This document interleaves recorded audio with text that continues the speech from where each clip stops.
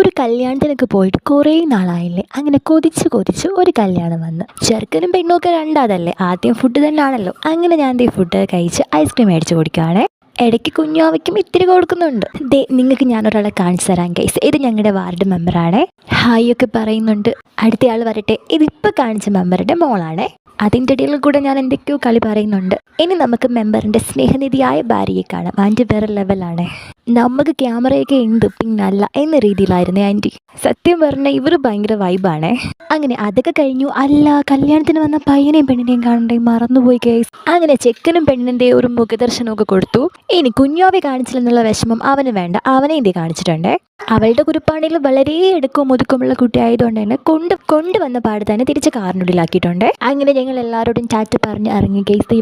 ഇവിടെ ഒരാൾക്കാണെങ്കിൽ വന്നപ്പോൾ ഭയങ്കര ക്ഷീണം, ഐസ്ക്രീം കുടിച്ചതിൻ്റെ ക്ഷീണമായിരിക്കും ഗൈസ്. അപ്പോൾ അത്രയേ ഉള്ളൂ. ഇന്നത്തേക്ക് വീഡിയോ ഇഷ്ടമായാലും ചാനൽ സബ്സ്ക്രൈബ്